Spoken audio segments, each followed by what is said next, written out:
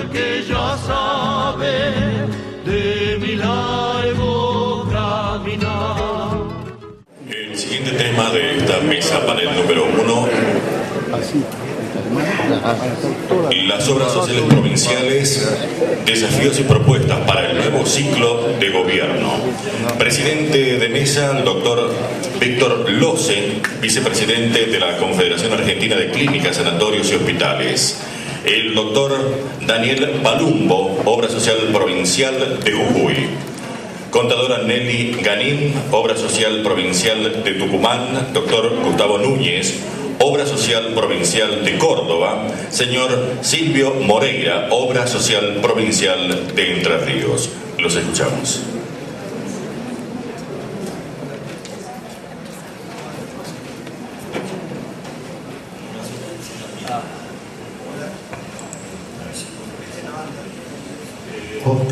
Hola. Sí. Muy buenas tardes a todos.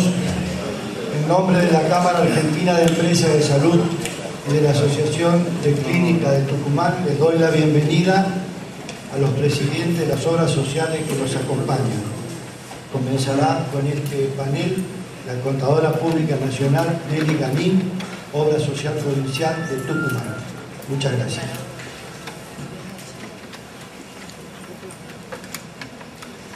Bueno, buenas tardes a todos. Buenas tardes. Bueno, yo soy contadora Ganín, estoy a cargo, tengo el honor de estar a cargo de la obra social provincial de la provincia de Tucumán y en realidad también un orgullo de poder participar de esto que es la COSPRA, donde venimos trabajando desde hace mucho tiempo.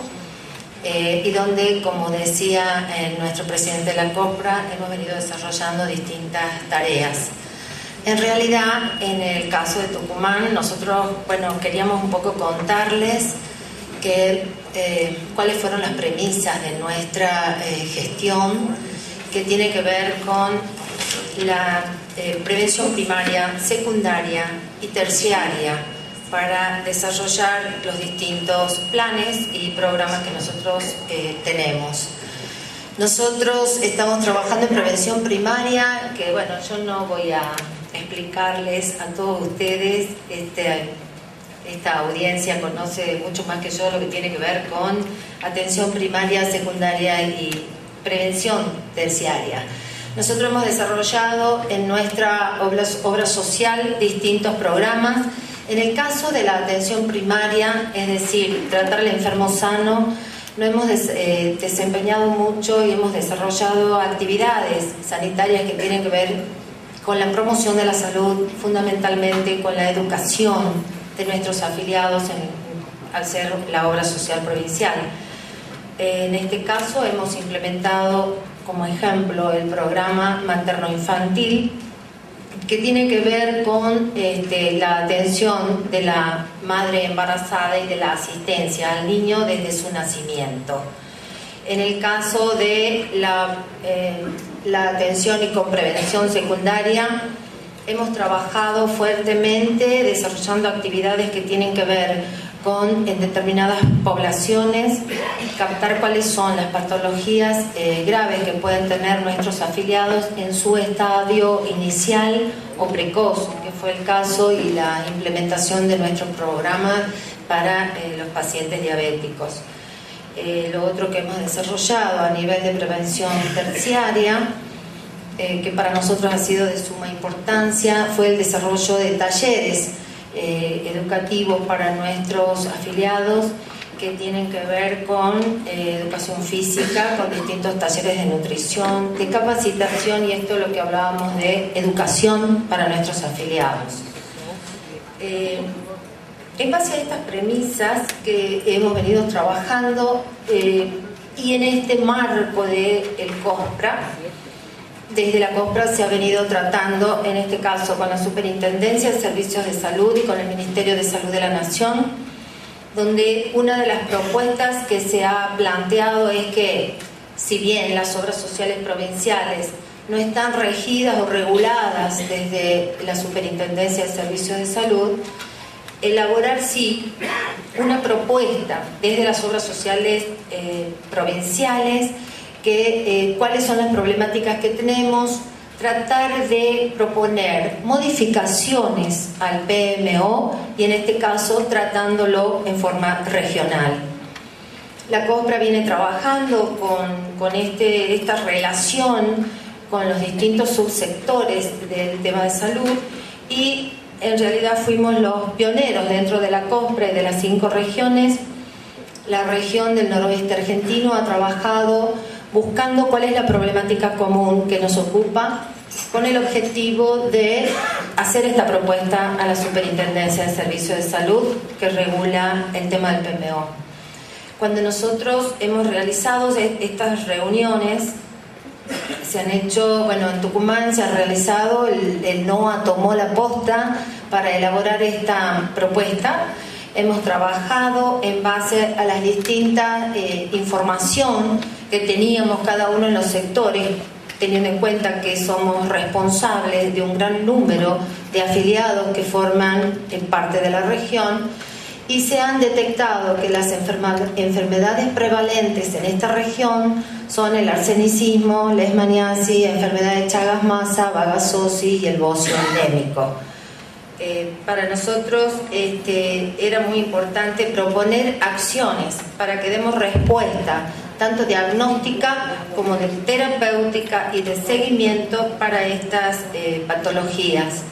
Esta propuesta ya está a nivel de la COSPRA presentada y desde la COSPRA a su vez ya está en tratativas con la Superintendencia de Salud, que bueno, es la que regula el tema del PMO. Fuera de que esa fuera una de las propuestas fundamentales, que era presentarlas a las autoridades responsables, nosotros entendemos que necesitamos implementar medidas de detección precoz para este tipo de patologías para comenzar a trabajar en ellas a través de exámenes periódicos de salud, y hemos planteado como una propuesta también que esto sea como un requisito previo al ingreso de las obras sociales, hacer este tipo de estudios para poder detectar la existencia de estas patologías, lógicamente no pensando que el afiliado, la persona que padezca esta patología sea excluido de la obra social, todo lo contrario, sino comenzar con esa información para trabajar con esa patología. Por último, otra de las propuestas que nosotros hicimos en base a este estudio es efectuar el seguimiento de estos pacientes y para ello, bueno, detectando la patología, tratarla, evitar que esto se realicen complicaciones posteriores, esto con el objetivo de lograr una mejor calidad de vida, propendiendo la accesibilidad de los servicios y tratando o en la búsqueda de optimizar el uso de los recursos.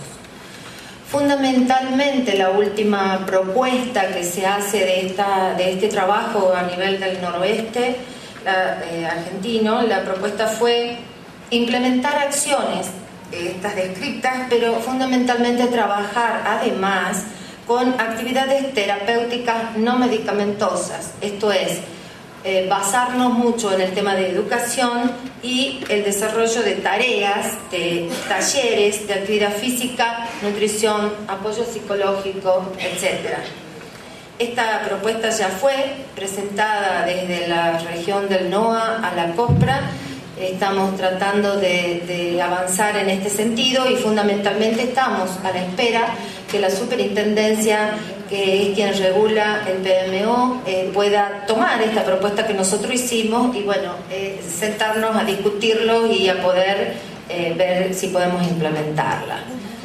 Esta última parte de la conclusión o de la propuesta que hacemos a nivel del NOA, donde nos abocamos al tema de actividades terapéuticas no medicamentosas, en realidad nosotros en Tucumán ya la hemos desarrollado en distintas otras actividades, en patologías que no tienen que ver con este trabajo específico de las patologías prevalentes del NOA, sino en general, y un poquito les quería comentar lo que ya venimos haciendo en Tucumán y la verdad que nos ha dado muy buenos resultados al desarrollar este tipo de actividades. Esta experiencia que nosotros hemos tenido es desde que hemos creado un centro de calidad de vida en el Instituto de Previsión y Seguridad Social de Tucumán. La misión era esta: promoción y prevención de la salud a través de implementación de planes y programas. Yo les quiero contar muy rápidamente, porque son muchos los programas que hemos implementado. Básicamente, lo que sí no quiero dejar de contarles es que esto fue una tarea también regional. Esto fue desde el COSPRA, desde el NOA, que hemos trabajado en estos distintos programas. Si bien es cierto, por ejemplo, el plan materno infantil en la provincia de Tucumán, nosotros comenzamos en el 2004, hemos comenzado solos de alguna forma, pero esto se fue ampliando de la misma manera que el programa que atiende diabetes. Todos estos se llaman Maternoa, Diabesnoa. ¿Por qué? Porque si bien algunas de las provincias comenzó, en el caso nuestro comenzamos con materno infantil, con Diabesnoa, y en algunas otras provincias comenzaron con los otros programas, la mayor importancia fue compartir, articular las experiencias y trabajar en forma conjunta desde el NOA. Nosotros hemos desarrollado todos estos problemas y todos estos programas, fundamentalmente desde dos puntos de vista.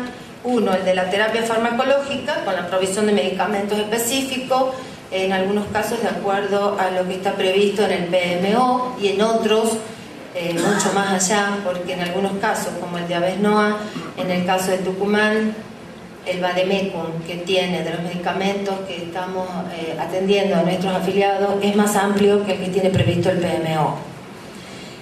Fuera de esta cuestión farmacológica, nosotros le dimos mucha importancia a la terapia no farmacológica. Esto es la realización de todos los talleres que desarrollamos en nuestra casa de calidad de vida, donde por supuesto al comienzo fue bastante difícil, porque pensar que tengamos profesores de educación física o nutricionistas dentro del ámbito de la obra social al principio fue medio resistido, pero esto fue avanzando y fue cambiando. Y la verdad tenemos un equipo, nuestros técnicos que realizaron este tipo de tareas desarrollaron cuáles eran las estrategias implementadas para todos estos tipos de programas y cuáles eran la promoción y prevención de la salud. La promoción, esto que les contaba, de terapias no farmacológicas y el uso racional de medicamentos. Todo esto nuestros equipos lo trabajaron basándose en las guías de prácticas clínicas, en el consenso de sociedades científicas, en la medicina basada en la evidencia y en las informaciones de agencias de evaluación, y la verdad que nos ha dado muy buenos resultados.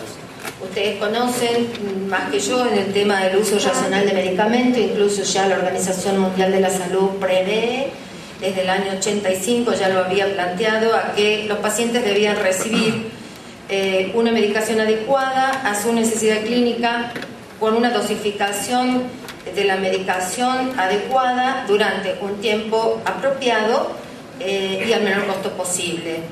Esto nosotros lo hemos utilizado bastante, hemos seguido las reglas a fuego, y esto, gracias a Dios, nos ha dado muy buenos resultados. Yo ahora muy rápidamente les quiero mostrar todos los distintos programas y llegar a una placa donde podemos ver cuál fue el resultado realmente de esto que le estamos contando, digamos, como experiencia que nos ha ayudado bastante a salir adelante en la problemática de la obra social. En el tema plan del materno infantil, bueno, la atención de la mamá embarazada y la atención del niño. Primero comenzamos el niño hasta 1 año, después abrimos hasta darle la cobertura el niño hasta los 6 años. Lo importante en este caso es que nosotros ya hemos comenzado de alguna manera, y ahora con el tema del SIP, el Sistema de Información Perinatal, nosotros hemos comenzado algún tiempo con este sistema, donde ahora que Nación lo plantea vamos a profundizar esto porque nos parece de suma importancia el contar con la información y fundamentalmente el compartir la información con los distintos subsectores. Nosotros en este último mes, en agosto del 2011, hemos seguido avanzando con lo que tiene que ver con el plan materno infantil, que fue la firma del convenio porque estamos convencidos que esto de articular los distintos subsectores que tienen que ver con la salud nos ayuda a que avancemos mucho más rápido y en mucho mejores condiciones, en mejores beneficios para nuestra gente. Hemos firmado un convenio con el Ministerio de Salud Provincial y con el representante del Plan Nacer en la provincia, donde la idea es trabajar en forma conjunta para definir e implementar acciones conjuntas para que mejoremos los resultados de lo que cada uno en forma aislada está haciendo, con el convencimiento de que todos los tucumanos deberían tener igual acceso, equidad en la cantidad y calidad de las prestaciones que recibe, independientemente cuál sea el ente financiador, el Estado, la provincia, el Ministerio de Salud de la provincia, o la obra social provincial, o las obras sociales sindicales o nacionales, e inclusive el sector privado. Los otros programas que nosotros hemos aplicado tienen que ver con, les decía, Diabetes NOA. En este es el caso donde el Bademecum nuestro es mucho más amplio que el del BMO. Nosotros, la verdad que fuera de la tarea y de la entrega del medicamento, nos cambiamos de la simple dispensa del medicamento y nos hemos abocado fuertemente a los programas y a los talleres de educación, orientación nutricional, apoyo psicológico, educación física adaptada, podología y los nuevos talleres de arte y terapia ocupacional. Les queremos contar que estamos trabajando y prácticamente a la firma de un convenio con el ente cultural de la provincia de Tucumán. Nosotros hemos observado que este apoyo psicológico, este acompañamiento al afiliado, la educación al afiliado y además a toda su familia, que es lo que nosotros trabajamos en el Centro de Calidad de Vida, nos ha dado muy buenos resultados, y entonces ahora estamos incorporando arte, teatro, canto, y lógicamente en esto de articular con las distintas reparticiones, en este caso de nuestro Estado provincial, estamos firmando un convenio con Cultura para darle estos beneficios también a nuestros afiliados, que estamos convencidos colaboran en mejorar lógicamente la calidad de vida de nuestra gente. De la misma forma, con el plan oncológico, el plan de esclerosis múltiple, tienen la distinta cobertura, tanto en medicamentos como en la cuestión de talleres y de este apoyo. Yo me quiero detener un poquito en uno de los programas que es el de artritis reumatoidea, donde nosotros hemos venido dando a los afiliados medicamentos tanto de primera y segunda línea, donde la cobertura es del 80% y el 20% es a cargo del afiliado. Y para el caso de los medicamentos biológicos, la obra social se hace cargo del 98% del precio de licitación. ¿Por qué esto? Porque el precio de licitación que nosotros obtenemos es inferior al precio de venta al público, y de esta manera beneficiamos nosotros la compra, pero también trasladamos ese beneficio a nuestros afiliados en cuanto a la parte que ellos tienen que abonar. Lo más importante de esto es el apoyo psicológico que nosotros damos gratuito para todo el afiliado y su grupo familiar, y los talleres que les venía mencionando. Nosotros quisiéramos mostrarles en un periodo, tenemos medido diciembre 2009, junio 2011.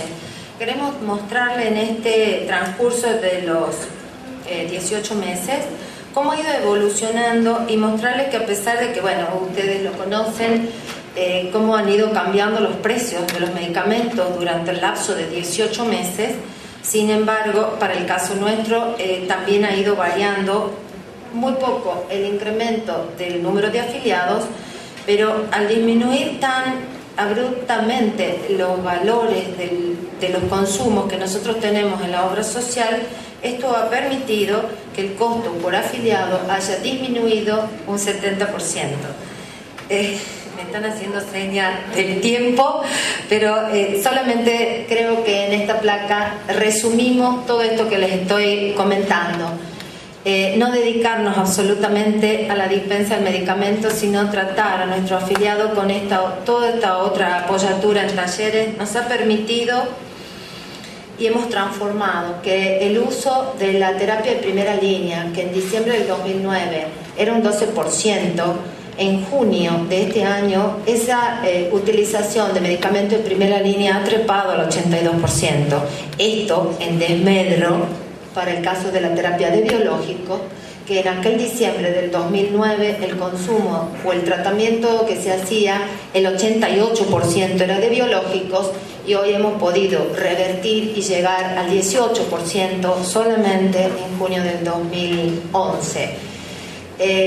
Con este equipo de trabajo que tenemos en la obra social, en el Centro de Calidad de Vida, que se ha abocado a la captación de los pacientes y ha facilitado el acceso, ha hecho que los tratamientos no farmacológicos, que en diciembre del 2009 estaban en el orden del 5%, hoy han crecido al 34%.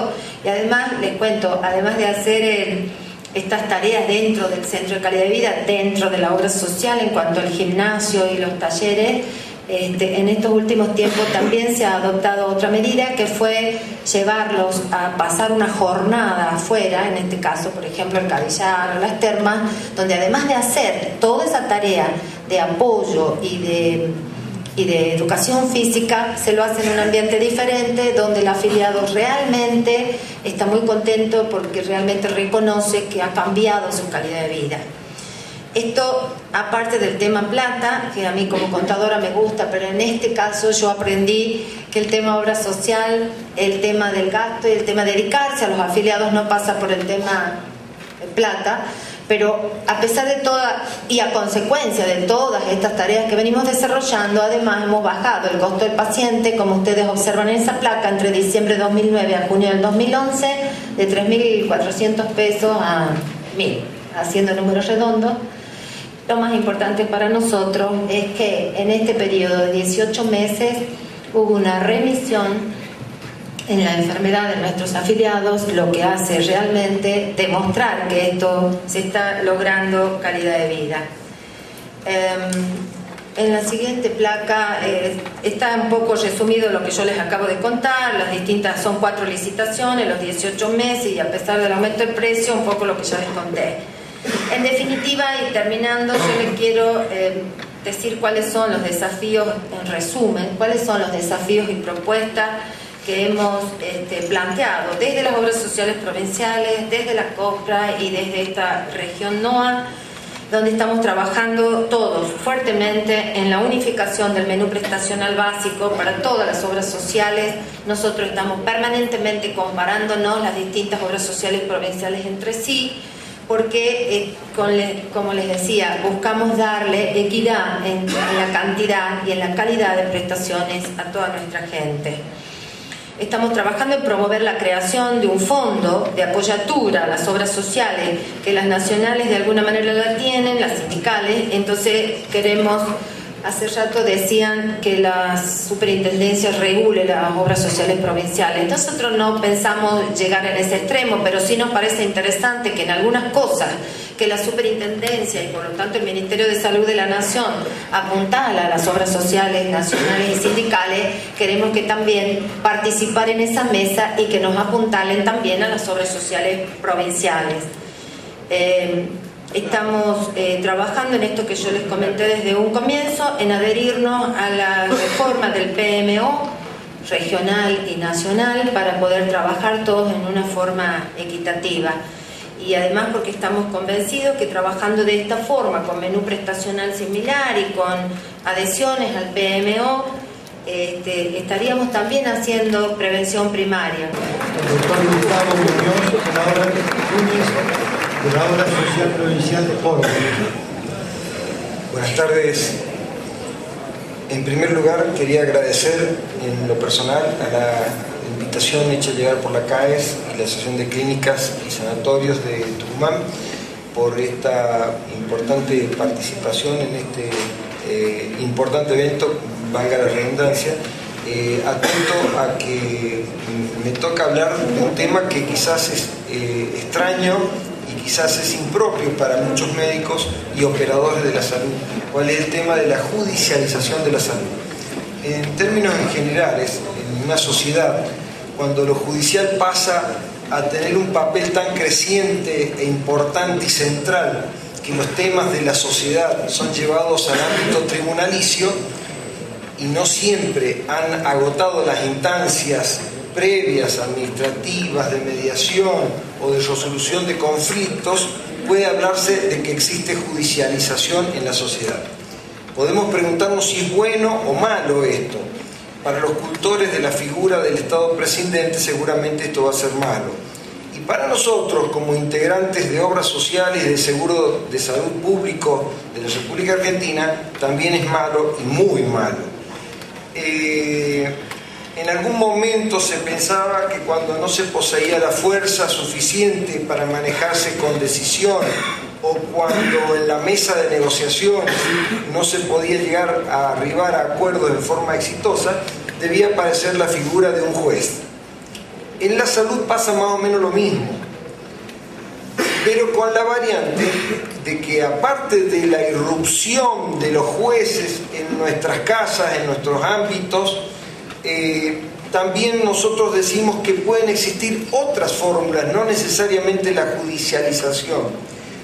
La judicialización es un fenómeno moderno, es un fenómeno actual, es un negocio para muchos, y nosotros decimos que, aparte de la judicialización, que va a ser un fenómeno que va a existir por un tiempo más porque va creciendo, no va disminuyéndose muy a nuestro pesar, pueden existir otros organismos intermedios que se alejen de esta negativa judicialización, en nuestro caso de la salud, y de la dependencia de un juez que muchas veces es ignorante, bien lo digo, de temas de salud, porque nosotros los abogados de salud no conocemos mucho por lo general, y ese juez, cuando le llega un caso a sus manos, está abarrotado de otros casos que tiene que resolver en tiempo y forma, y encima tiene una materia que desconoce o que no la conoce suficientemente, y encima le hacen ver que tiene que respetar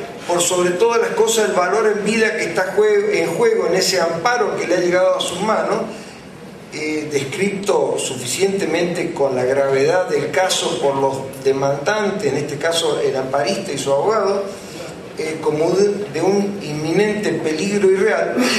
Lógico que ese juez va a querer sacarse esa causa de encima rápidamente, va a hacer lugar al amparo y se sacó de encima su responsabilidad por si esa persona llegase a morir en esos días. Decimos que ¿por qué pasa esto de la judicialización?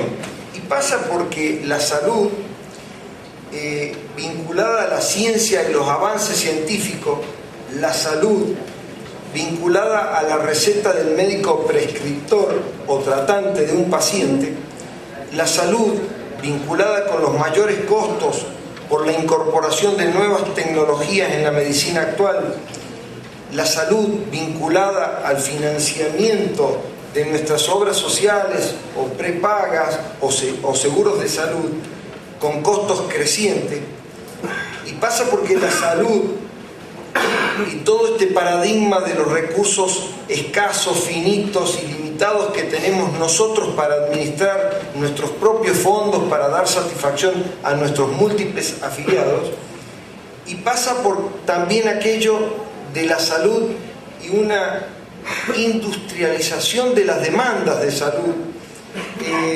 Cuando digo esto de industrialización de las demandas de salud, me refiero a lo que hacen mis colegas, muchos abogados, ¿no es cierto?, de precisamente sacar provecho de las necesidades insatisfechas de muchos afiliados o de muchas personas que necesitan un tratamiento determinado, y bueno, en conjunción con la ayuda de algunos médicos que lo pueden ayudar para ello, y logran judicializar un problema que no tenía una debida canalización. Así, todos estos temas de salud, recursos escasos y limitados, demandas insatisfechas y múltiples, se convierten en temas que movilizan no solamente a políticos y abogados. La judicialización viene acompañando al desarrollo de la modernidad. No hay judicialización si no es de algo que está fuera del derecho y que por efecto de la propia judicialización pasará a formar parte de él. Por eso, y por ejemplo, en el caso de las personas sordas, en los casos de los medicamentos monoclonales, ciertas enfermedades raras y de altísimo costo, de ciertos tratamientos de infertilidad o las múltiples coberturas de la discapacidad, nos pueden llevar necesariamente a la judicialización de la salud y poder preguntarnos si es posible evitar esto o no. Y la respuesta que vamos a dar a esto es que a veces es posible y a veces no es posible. Algunos pueden argumentar que la problemática en la comunicación y en la vulnerabilidad social que pueden tener, por ejemplo, un paciente sordo, lo puede llevar a utilizar esta herramienta de la judicialización para que le dé una respuesta rápida y eficaz. Es lógico que puedan tener causa este tipo de demandas insatisfechas que se judicialicen de esta manera, pero no es en el caso de otras. Nosotros a diario tenemos múltiples amparos que se presentan, y esto a modo de casuística, por incluso prácticas que nosotros reconocemos, por medicamentos que nosotros damos a otros afiliados sin ningún inconveniente si siguen la vía administrativa. Y tenemos casos de medicamentos que no vamos a dar jamás, por distintas razones, entre ellas la salud de nuestro propio afiliado. ¿Cuáles son las soluciones posibles externas que nosotros podemos encontrar a estos conflictos de la judicialización? Y en primer lugar, yo quiero mencionar algo que ya adelantara nuestro presidente de COSPRA, el doctor Antonio Lescalella, cuando hablaba de soluciones de mediación. Estos son remedios o institutos de mediación que podrían quizás paliativamente aportar soluciones al derecho individual de las personas que los reclaman en un muy corto plazo. Como aporte significativo digo que existen otras formas para evitar también esta judicialización, que además de esta mediación a que hemos hecho referencia, podemos y debemos nosotros esforzarnos en promover otras instancias. ¿Cuáles serían las reformas de los procedimientos de las leyes nacionales y provinciales de amparo?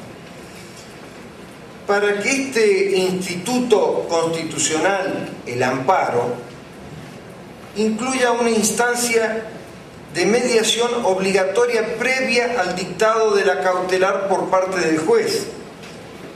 Y también útil resultaría agregar otro instituto, que es la constitución de lo que yo llamo un comité ético médico, que asesore a los jueces y los asesore debidamente y con los alcances de la ciencia médica acerca de los extremos de la demanda y de las partes que están en litigio.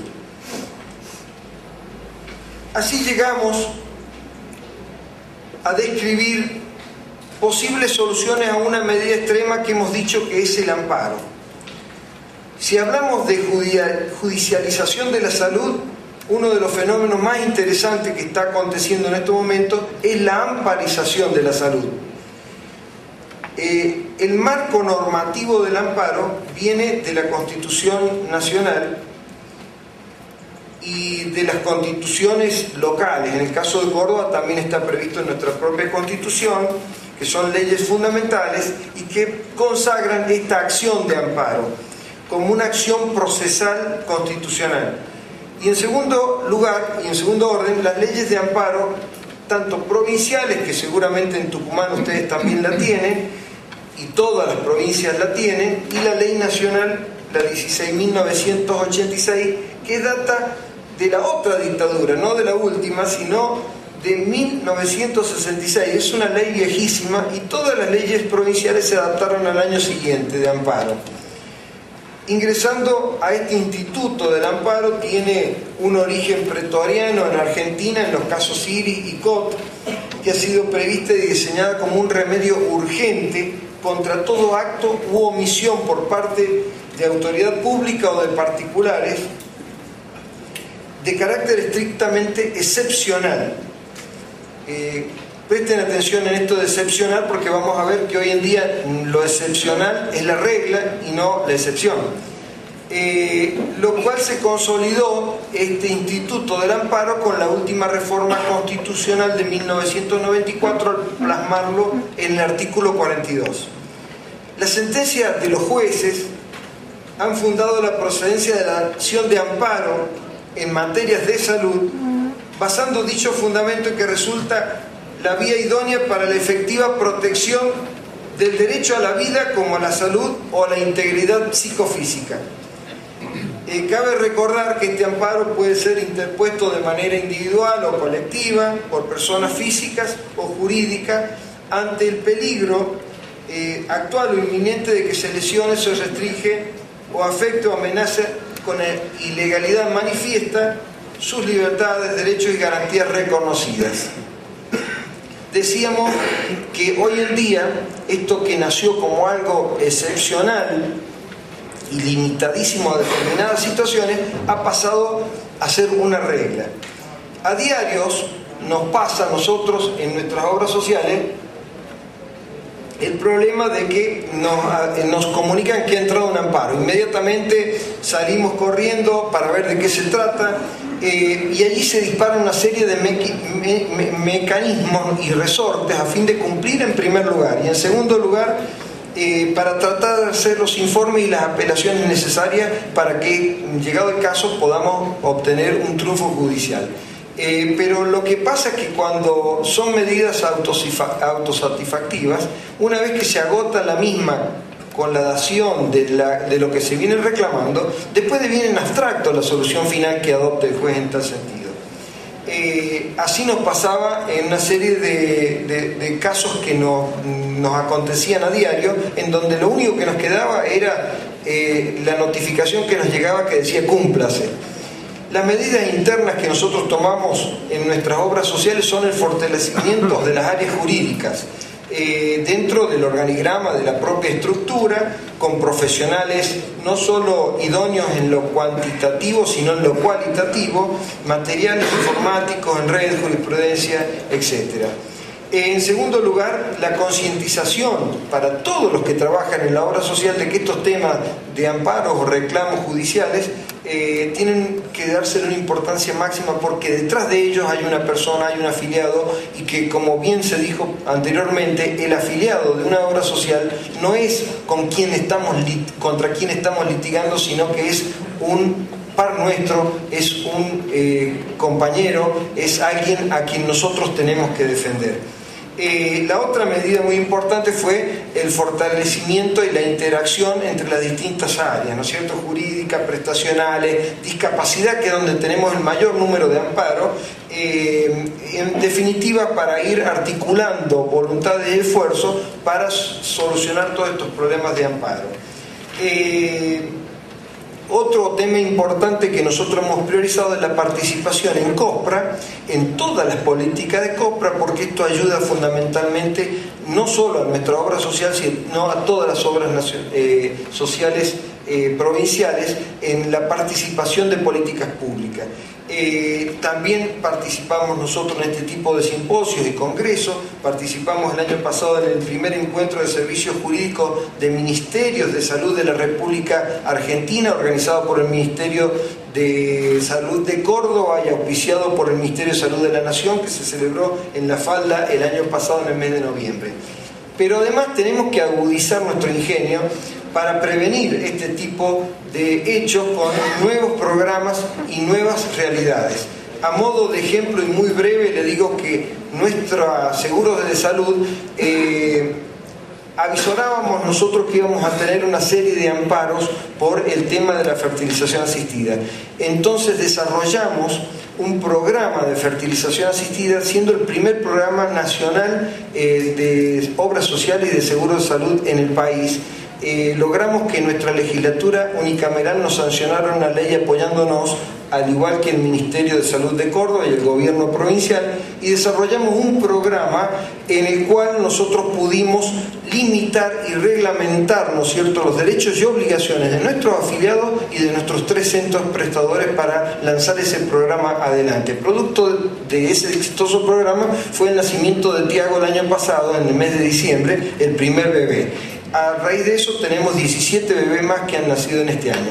Pero esto se lo cuento no para contarles los éxitos de nuestra obra social, sino para contarles que muchas veces, agudizando este tipo de práctica, nosotros evitamos amparo en temas que seguramente son muy candentes en la sociedad, y seguramente los jueces van a hacer lugar a este tipo de prácticas, como el amparo, por ejemplo. Otra herramienta importante que tenemos es la mediación como herramienta o creación de un área de resolución de conflictos, que se complementa con los comités éticos médicos asesores de los jueces. Para concluir, y a modo de ampliación, podemos afirmar que en nuestra época los avances científicos son significativos y vertiginosos. Sus resultados nos impactan porque nos abren nuevos horizontes que el derecho todavía no ha regulado, y que se debaten entre lo científicamente posible y lo éticamente aceptable y lo jurídicamente permisible, a lo que yo le agregaría lo económica y financieramente posible, por aquello que dijo Antonio hace un rato, parafraseando a un médico colega nuestro que está sentado en esta mesa, que el derecho de la salud se acaba cuando se termina la plata. Y esto nos lleva a hablar de los recursos escasos y el paradigma de los recursos escasos. Yo les recomiendo un libro muy interesante del doctor Lucas Grossman, doctor en Derecho de la Universidad de Yale de Estados Unidos y profesor en San Andrés, en Buenos Aires, con una obra intitulada Escasez e Igualdad, los derechos sociales en la Constitución. Esto está escrito un libro de enorme importancia y alcance. En el contexto inmediato es Argentina, pero se puede trasladar a cualquier país que enfrenta, y son todos estos problemas que enfrenta toda socialdemocracia. En definitiva, el profesor Grossman habla de los recursos escasos, y habla de un paradigma de los recursos escasos, y habla de las obligaciones que tiene ineludible, que tiene todo Estado en materia de asistencia, entre otras cosas, de salud. Pero también le deja librado a ese Estado, y en ese caso a nosotros como obras sociales o como seguros de salud, nos deja librado la selección de los derechos a atender, en el sentido de que en esta escasez de recursos escasos hay un principio constitucional que afianzar, que es precisamente la igualdad, porque si nosotros le damos prácticas muy caras a un afiliado, y de seguro que estamos desfinanciando nuestra obra social y no le estamos dando programa a un sinnúmero, a un grupo muy grande de afiliados que también merecen nuestra atención y reclaman por sus necesidades, que son de diversa índole. Por eso el principio de la igualdad está bien tratado en este libro, y es algo que también los jueces han empezado a considerar ante este tema de la amparización de la salud. En definitiva, esto nos lleva a un tratamiento de temas que sería largo de exponer, y realmente me están haciendo señas y no tengo tiempo, pero que es la colisión de los derechos individuales con los derechos colectivos. Realmente esto de los recursos escasos, limitados e infinitos con que nosotros contamos, nos lleva precisamente a esa colisión entre los derechos individuales que plantean algunos vía amparización, con los derechos colectivos de muchos que ni siquiera se amparan. Por otro lado, no quiero dejar de hablar de la obligación indelegable e insustituible que tiene todo Estado, sea nacional o provincial, en asistir a sus propios ciudadanos. En algunos casos, esos ciudadanos están cubiertos por nuestra cobertura. Somos nosotros los que pagamos todas estas enfermedades de alto costo, medicaciones monoclonales traídas de países extranjeros, con laboratorios monopólicos que no nos dan ni siquiera la chance de poder discutir los precios. En definitiva, somos nosotros los que muchas veces financiamos a esos laboratorios para que experimenten sobre nuestros afiliados cual conejitos de India, y eso es lo más triste y es lo más grave que vemos a diario en nuestra obra social. Por eso nuestro énfasis en la defensa irrestricta de este tema de la amparización de la salud, porque sabemos que conlleva también a eso. En definitiva, también otra solución podría ser que nosotros constituyamos fondos catastróficos para evitar precisamente el desfinanciamiento de nuestras obras sociales ante este tipo de enfermedades raras o tratamientos de alto costo. Pero les puedo asegurar que es insuficiente, y sobre todo en provincias chicas donde tienen pocos afiliados es más insuficiente que en las grandes. Si a todo este panorama se le suma la industria del juicio de amparización por la salud, y bueno, tenemos un cóctel, ¿no es cierto?, en donde los jueces, librando sentencias, respetando el valor vida y librándose de toda responsabilidad, y nos dejan mal parados nosotros como obra social. Por eso hace falta que constituyamos ese observatorio, como se ha constituido recientemente a través de COSPRA, en donde todos los departamentos jurídicos de todas las obras sociales y seguros de salud provinciales de la República Argentina públicos se asocian a los efectos de compartir información y establecer lazos de comunicacionales referidos a los temas judiciales. Muchísimas gracias por la participación y lamento no haber tenido un poquito más de tiempo.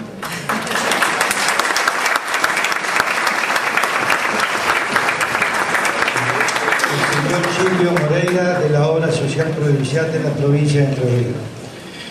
Buenas tardes a todos. Antes que nada agradecerles a las autoridades que nos invitaron a participar y nos dieron la posibilidad de participar en este panel, a la gente de CAES, a la gente de la Asociación de Clínicas de Sanatorios de la provincia de Tucumán. Muchas gracias.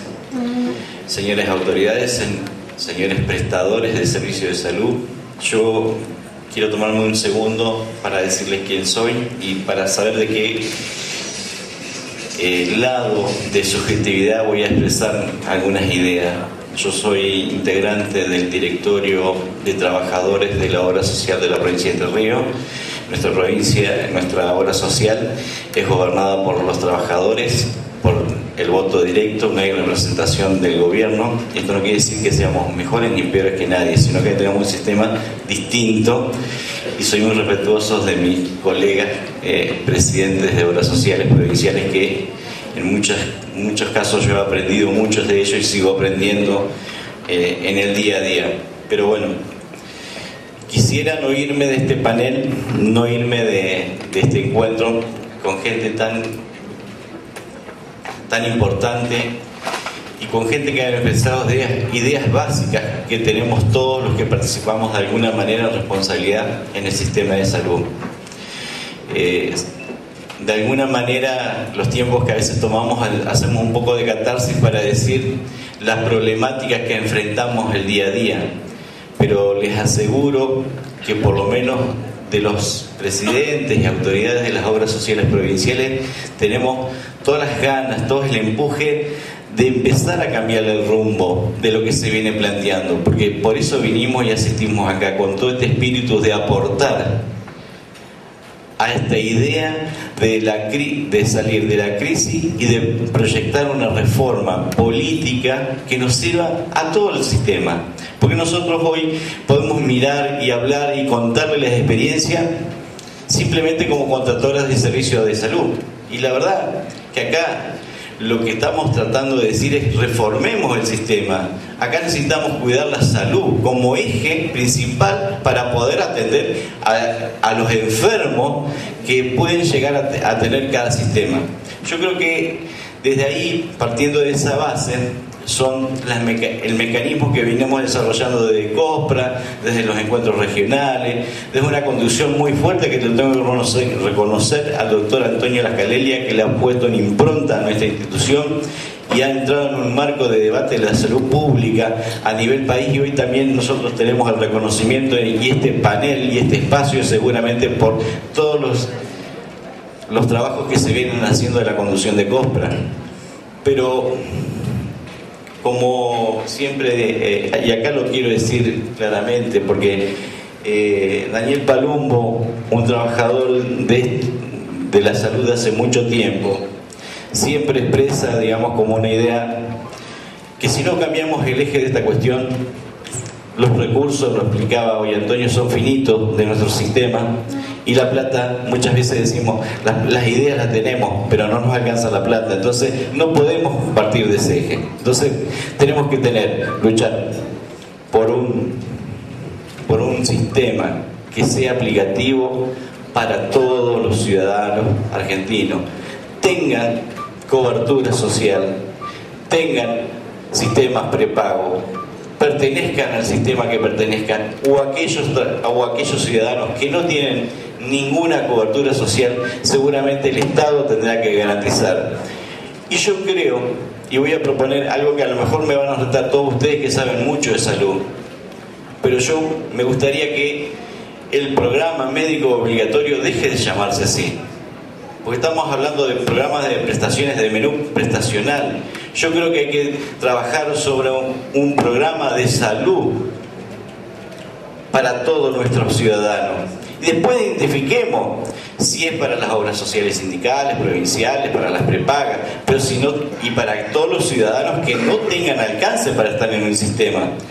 A eso, si podemos modificar ese debate, si hay esta voluntad política, cuando hablamos de que hay leyes que le dan derechos individuales por los derechos colectivos, y lo han hecho muchas veces por la falta de respuesta de nuestro sistema. Yo soy afiliado de mi obra social y sé las falencias del sistema, y a veces tenemos que entender del otro lado del mostrador qué no pasa, qué le pasa a ese afiliado, a ese ciudadano.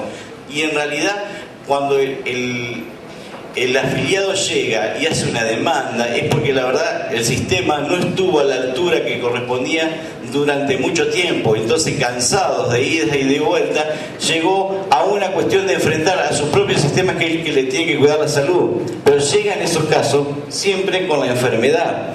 Entonces, si podemos dar vuelta esta hoja de dejarnos de enfrentar con los prestadores. Cuando yo llegué a la obra social provincial, ¿qué decía? LOCE era mi primer enemigo que tenía que enfrentar, porque era el presidente de clínicas y sanatorios de la provincia de Entre Ríos. Entonces, desde ese eje veníamos diciendo cómo administrábamos, y en realidad lo que nosotros hacemos es administrar un sistema con un financiamiento fijo. Ahora, lo que no pudimos hacer y que lo que queremos hacer desde hoy, desde hace un tiempo, es empezar a trabajar con LOCE, con todos los prestadores de nuestra provincia, con el Ministerio de Salud Pública de la provincia, es empezar a dibujar el esquema del cuidado de la salud y la promoción y la prevención de salud para todos los ciudadanos. Si llegamos a lograr, como desde este trabajo que se está haciendo acá, de este espacio de debate que se hace hoy en Tucumán, y orgullosamente, lo digo de una provincia hermana, no hablo del país del interior, porque yo me considero que todos vivimos en el mismo país que de Argentina, ¿no? Así que no hay un exterior y un interior. Así que creo yo que de esta argentinidad ojalá propongamos cuestiones concretas, precisas, con conclusiones, y elevemos a los que tienen más responsabilidades, como lo hizo hoy el ministro de Salud, Juan Mansur, que vino a decir que venía con muchas expectativas y con muchas ganas de lo que se iba a debatir acá. Estemos a la altura de las circunstancias, propongamos mañana en las conclusiones cuestiones concretas, qué pensamos y qué quiere cada uno que quede reflejado este encuentro. Porque si estamos hablando del próximo ciclo de gobierno y no llegamos a tiempos reales, seguramente que entre 4 años muchos de los integrantes que hoy están acá van a seguir debatiendo el estado de crisis, reforma y salud del país. Yo creo que hoy son los tiempos, hoy tenemos los espacios.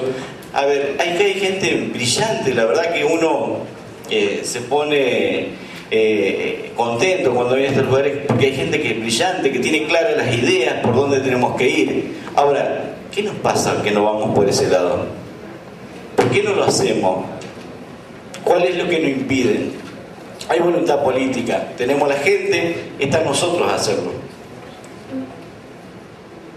Como dije hace unos momentos, me tocó lamentablemente la mesa acá con Lose, me estuvo negociando unos minutos porque los muchachos se iban demorando. Yo nuevamente me sacó ventaja el presidente de Clínicas y Sanatorio de la provincia de Entre Ríos, así que yo quiero dejar un mensaje, que es un mensaje de nuestra obra social, que la comparten los colegas presidentes de las obras sociales del país, y que sea muy claro y que sea muy preciso. Pongámonos a trabajar, hagámonos responsables hoy, que este congreso no se vaya sin nada, aunque haya gente interesante, importante, que sea lúcida y que exponga. Si no proponemos mañana en las conclusiones, va a ser inválido el encuentro, va a ser un encuentro de catarsis, y bueno, por supuesto que sirven, pero no vamos a llegar ni a ningún punto. Yo vengo con la propuesta concreta, que las cosas que hoy se hablaron, las cosas que van a plantear mis colegas de las obras sociales provinciales, lo que planteó nuestro presidente de la COSPRA, sean un mandato ante las autoridades que correspondan de este encuentro de salud. Así que muchas gracias por el espacio y hasta el próximo encuentro.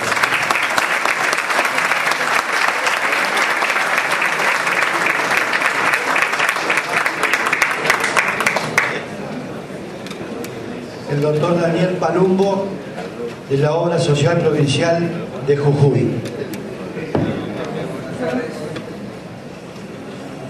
Buenas tardes. Con 2 horas nomás estamos hechos, podemos terminar esta mesa. En realidad, ¿en qué podemos contribuir después de tantos años de participar de muchas jornadas a analizar el sistema actual y cuál sería, a mi entender, el diseño del futuro sistema? No es novedad para muchos de los que estamos acá que el costo de la atención médica, y fíjese que digo el costo de la atención médica y no de los sistemas de salud, que tienen mucho que ver, muchas acciones del Estado que están por fuera del sistema sanitario, el costo de la atención médica es una deuda pendiente que no solo tenemos nosotros como país, sino que no tienen la mayor cantidad de países del mundo. Esta mañana se hacía referencia, por ejemplo, en la década del 70, con la Declaración de Alma-Ata. La Declaración de Alma-Ata fue un hito donde hubo un compromiso de más de 180 países que suscribieron un acuerdo de fijar como objetivo la salud para todos en el año 2000. En el 76. En la década del 90, cuando Carlay Guerra de Macedo dejaba la Organización Mundial de la Salud, decía: ojalá que lleguemos al 2000 con la salud para la mayoría. Ya no pensábamos en todo, decía la mayoría. Y hoy estamos en el 2011 y sin los 2 objetivos cumplidos. O sea que evidentemente voluntad existe, lo que no encontramos es el camino para lograr esos objetivos. Y yo creo que la mayor contribución que puede hacer uno es desde la experiencia, después de 36 años de médico, 12 años de COSPRA, muchos años en función pública. Sin ser un escéptico, porque nunca lo fui, la realidad me lleva a ver el medio vaso vacío, porque el lleno ya lo tengo, entonces uno lidia con el medio vaso vacío. Y esto genera una visión crítica, a mi entender, donde estamos caminando hacia el precipicio y sin paracaídas. Así de serio lo veo yo. Obviamente que yo trato de caminar, no puedo dejar de hacerlo. Hay algunos que se empeñan en correr hacia el precipicio sin paracaídas. Pero creo que es una alerta importante, y eventos como este nos deben hacer repensar el sistema en función de los éxitos logrados, de las falencias que el propio sistema nos mostró en su transcurso, y repensar el sistema de seguridad social para los próximos 15 o 20 años. El sistema se basa en principios que hoy están siendo vulnerados y por lo tanto apuntan a que más o en menos tiempo se produce el colapso del sistema. Yo me acuerdo cuando se hacían estos análisis en la década del 70 y se trataba de buscar el punto del PBI de los países que era el punto, digamos, óptimo a asignar en los gastos de salud para conseguir una buena calidad de vida y una satisfacción en los habitantes respecto del sistema. Y había una disparidad enorme en esa época. Los que han sido estudiosos de estos temas se deben acordar de Estados Unidos llegó a dedicar en esa época 17% de su PBI para prestaciones sanitarias y tenía 60 millones de personas fuera del sistema, inclusive el Medicare. Y había otros países, ¿no es cierto?, que con una asignación presupuestaria o de PBI muy inferior tenían mejores resultados. En esa oportunidad los alemanes hicieron un estudio muy interesante que fue publicado acá por la licenciada Panadeiro en Fiel, donde ellos, en función de esta tendencia natural que tiene a desfinanciarse la salud por aumento de los costos, hicieron una proyección en el tiempo de aumentar los recursos para cubrir los costos. Y llegaron a una conclusión que en el año 2037, en esa época, estoy hablando de 20 años atrás, en el año 2037 el 100% del PBI iba a estar destinado a salud y iba a haber gente fuera del sistema. O sea que evidentemente esto de caminar o analizar el sistema en función nada más de los recursos no alcanza. Y de hecho que todos nos hemos expresado acá en distintos momentos sobre los recursos limitados que dispone no solo nuestro sistema, todos los países del mundo.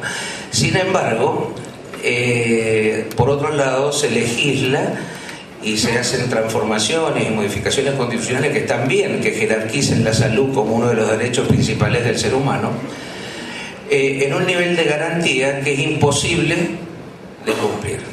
Entonces, las garantías ilimitadas únicamente pueden ser satisfechas con recursos ilimitados.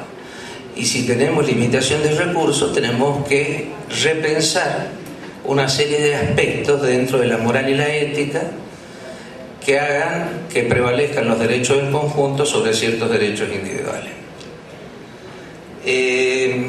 A raíz de eso, cuando se hacían estos estudios entre los distintos países, yo me acuerdo, y se los digo como anécdota para salir un poco de los números, había un proyecto de desarrollo mundial donde tenía fuerte financiamiento de entidades internacionales con apoyo de la OMS, y me quiero referir a esto de cómo se concluye que muchas de las acciones que tienen que ver con la salud o la calidad de vida están fuera del sistema sanitario. Esto es como que la salud nos excede a los médicos y al sistema sanitario. Se llega a una conclusión de que el 15% de la calidad de vida y de la salud corresponden a la acción del sistema sanitario. El resto está por fuera de las acciones del sistema sanitario. Tiene mucho que ver con la salud, la educación, el ingreso per cápita, el tener un trabajo, el tener una vivienda, el cuidado del medio ambiente. Toda una serie de aspectos que hacen a la calidad de vida y a la salud y que no tienen que ver con el sistema sanitario. Entonces ellos llegaban a esta conclusión, que en la medida que aumentaban desproporcionalmente, asignando más recursos a salud y descuidando otra función del Estado, se producía un efecto inverso al buscado, o sea, se afectaban los indicadores sanitarios. Y esto lo demostraron en un estudio que hicieron en Gabón. En Gabón utilizaron dos poblaciones similares y dijeron: vamos a financiar en una de estas poblaciones la construcción de hospitales y centros de salud, y en la otra población financiaron la construcción de escuelas. Los indicadores sanitarios mejoraron mucho mucho más donde hicieron las escuelas. Obviamente que la educación, el potabilizar el agua, el tratamiento de los residuos, de las excretas, el cuidado de los niños, la preparación de alimentos tenía mucho más que ver con la atención de los enfermos. Por eso creo que este desafío lo debemos separar bien, lo que es la atención de la enfermedad, la atención médica, de lo que son los sistemas de salud. pues si no podemos caer en una situación donde a veces los médicos creemos que todos los recursos deben ser destinados a salud. En razón de lo comentado y de la experiencia, yo obviamente felicito a Antonio por su exposición, debería haber sido profesor, me pone a mí en una situación así medio de debilidad, pero bueno, es lo que yo creo que uno puede contribuir a esto, de repensar en el sistema para el futuro, porque así tal cual está planteado, creo que es una cuestión de tiempo, y nosotros, si lo anticipamos, podemos evitar esos colapsos periódicos que tenemos y rediseñar un nuevo sistema que contemple, digamos, la problemática no resuelta que hoy tenemos.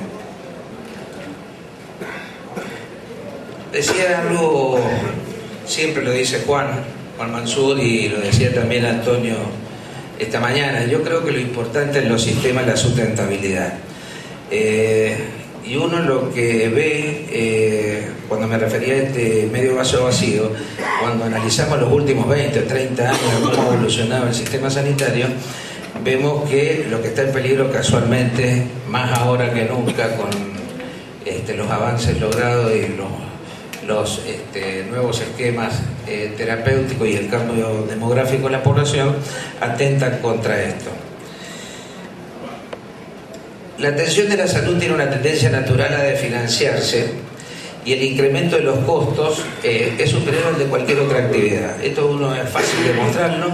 Es una actividad inflacionaria que es superior a cualquier otra actividad de servicios. Los factores de aumento de costos son múltiples, algunos por el crecimiento propio demográfico de la población, por el aumento de la expectativa de vida, por las nuevas tecnologías, por los nuevos medicamentos y por obviamente los resultados que se van obteniendo, donde la gente tiene una mayor sobrevida.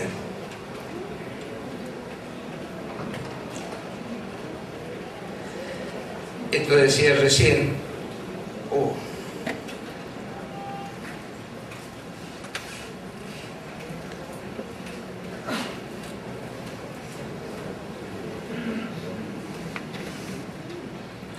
Esto decía recién que la salud y la calidad de vida depende aproximadamente de un 15% del funcionamiento del sistema sanitario. Las principales acciones que tienen que ver con el desarrollo y eso, con la preservación de la salud, están en muchas otras funciones del Estado que no es estrictamente el sistema sanitario.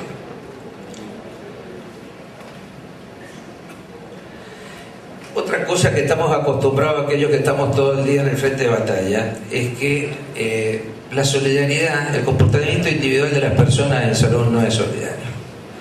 Cuando llega un afiliado, lo primero que te dice es: yo hace 20 años que aporto, nunca la usé. Afortunadamente, le digo, nunca la usó, se lamenta por no haberla usado, sí, nunca la usé y yo ahora quiero todo. Nadie está dispuesto a dejar nada en función del otro. Lo que es solidario es el sistema. El sistema sí es solidario porque contempla equitativamente los derechos del conjunto, pero no las personas. Esto porque con mucha soltura a veces nosotros decimos la solidaridad de las personas, no, la solidaridad del sistema. Las personas quieren que le resuelvan su problema y están en todo su derecho de que le resuelvan su problema. Nosotros lo que pasa es que a veces tenemos más preguntas que respuestas.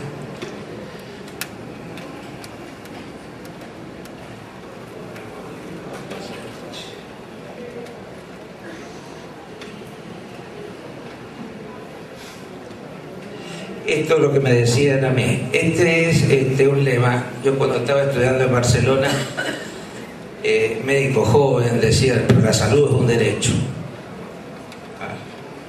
¿Qué pasó?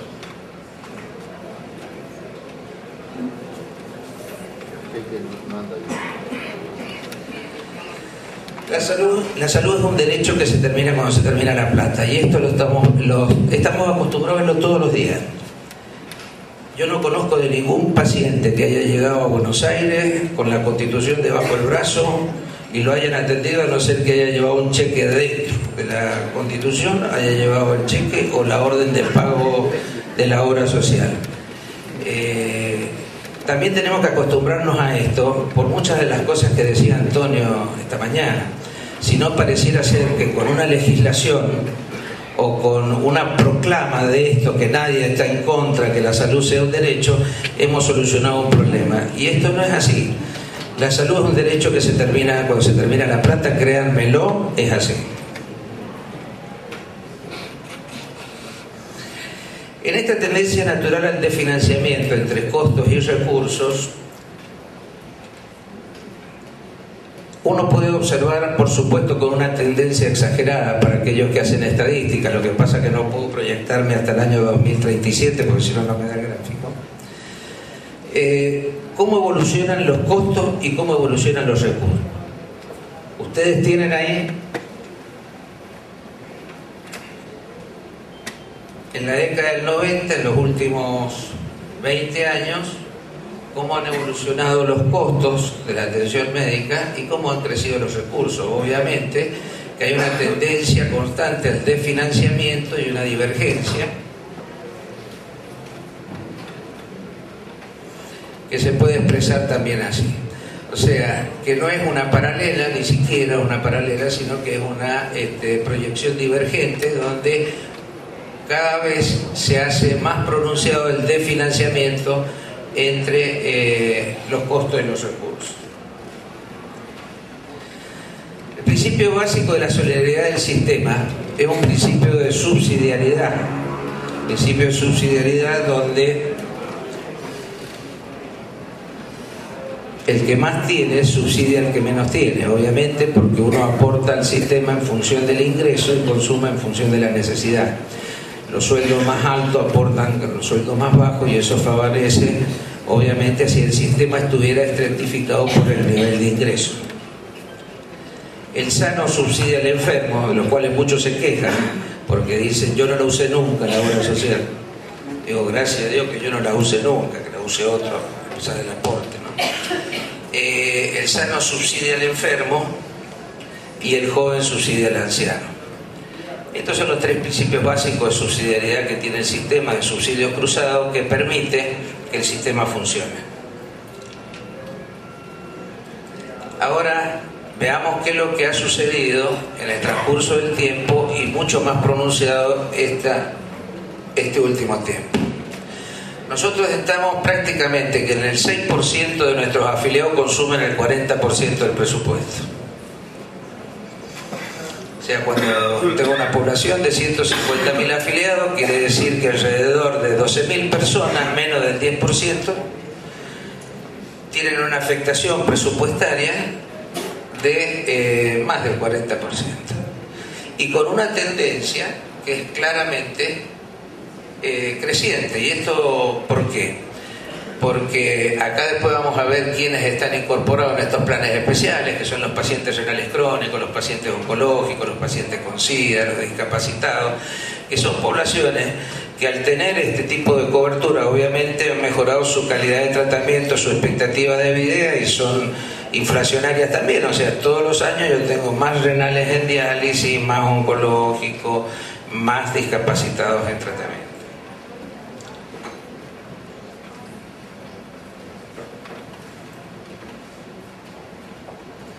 Estos son algunas de las prácticas especiales. Antonio las mencionó con mucha más detalle, pero bueno, todos conocemos, ¿no es cierto?, que todas estas poblaciones, por una cuestión de supervivencia, tienen el amparo de una norma legal o racional desde el punto de vista médico que hace que la medicación, que no exista ninguna barrera económica de acceso a la medicación.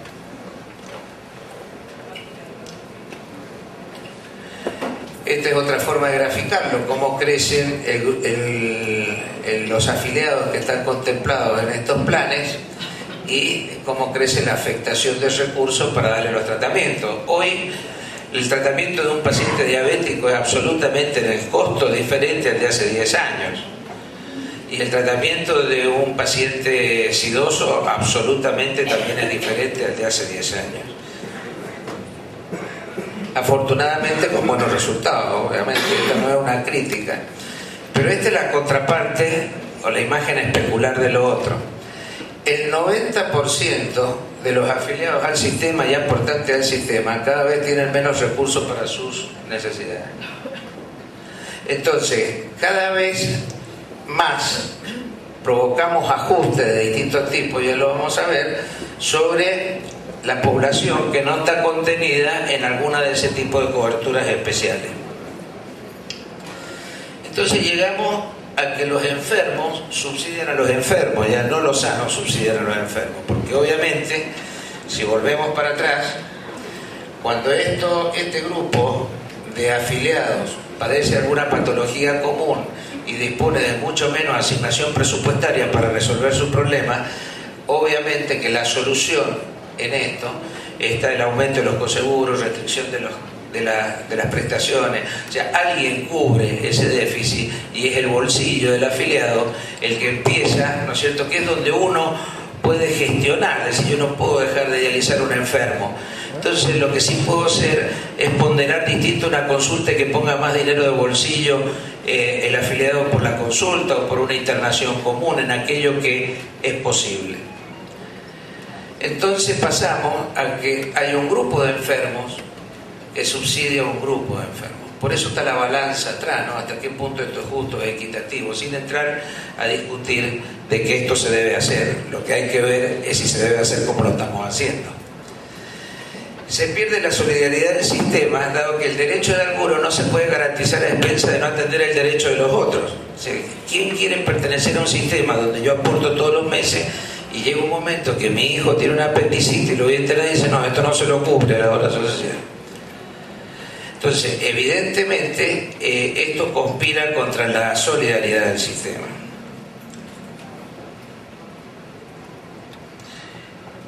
Esta es una gráfica muy vieja que yo tenía de una presentación donde trataba de representar cómo se asignaban los recursos en función de las necesidades y cómo era nuestro equipo de profesionales. Obviamente que los recursos producen una serie de distorsiones y cómo uno asigne los recursos se van a generar situaciones que a veces en los escenarios teóricos no se dan en la práctica.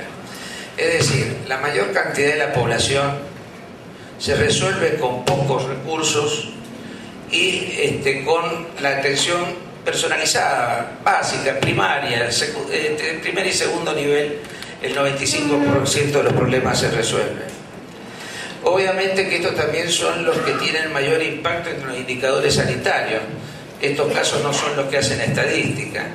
Y esta es la consecuencia de que nosotros como país tengamos un mix de indicadores de países desarrollados y países en vías de desarrollo. Entonces tenemos expectativa de vida al nacer prácticamente de un país desarrollado y tenemos mortalidad materna alta, mortalidad infantil alta, tuberculosis infantil y toda una serie de cosas. Entonces, cuando pasaba el listado de las enfermedades que se encuentran bajo programa, todos desobedecieron. Del listado de las enfermedades que se encuentran bajo programa, nos encontramos con esto que decía Nelly. Nuestro país es un país asimétrico que está lleno de inequidades. Yo estoy en una provincia donde hay tuberculosis infantil, hay desnutrición, hay janta, hay dengue y hay muerte por rabia humana. Por lo tanto, mi realidad, no puedo estar contemplando como una prioridad la fertilidad asistida, ni la plástica mamaria, post-cirugía, porque la realidad es distinta. A lo mejor en otras provincias más desarrolladas esos problemas están resueltos y vale ese tipo de análisis. Y algunas de las consecuencias... Esto hoy está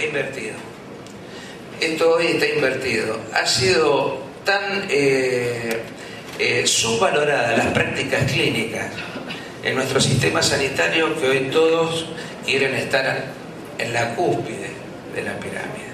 O sea, tenemos muchos especialistas y pocos médicos que eligen las actividades clínicas por la falta de reconocimiento, ¿no es cierto?, a su trabajo profesional. Y alguna de las consecuencias es el ajuste progresivo en prestaciones o coseguros a los afiliados que no se encuentran incorporados en planes especiales, rompiendo el esquema solidario del sistema. asimetría e inequidad creciente en las retribuciones de los profesionales de la salud en desmedro de las disciplinas clínicas. Acá llega un momento que cuando negociamos las prestaciones con los profesionales no sabemos si estamos negociando honorarios, porque ya van incluido el equipamiento, la mayoría de los profesionales son propietarios de sus propios equipos quirúrgicos, lo que era históricamente como gasto sanitario y honorario hoy está muy mezclado, y va en desmedro de las disciplinas clínicas. Falta de actualización de los marcos regulatorios de la actividad, categorización y acreditación de los servicios y del recurso humano. Yo creo que el Estado tiene que retomar fuertemente esto. El Estado tiene que retomar fuertemente esto y buscar alternativas, especialmente de la remuneración de los profesionales que no permitan este tipo de distorsiones. Y otro de los efectos negativos que se ve, inclusive en algunas otras provincias ya hemos asistido a ese debate con Antonio, es que es un incentivo siempre a mayor recurso, a mayor gasto para que sigamos funcionando igual. Es decir, hay provincias que han aumentado las retenciones al salario, han aumentado las contribuciones de parte del Estado, hay provincias que además de eso han fijado subsidios en los presupuestos anuales para contribuir al funcionamiento de la obra social en desmedro de los más pobres. Obviamente que debemos repensar si el sistema de seguridad social puede seguirse financiando con el impuesto al trabajo, más en un mundo globalizado donde el costo laboral le genera una falta de competitividad a nuestro país para el crecimiento económico y la búsqueda de mercados externos.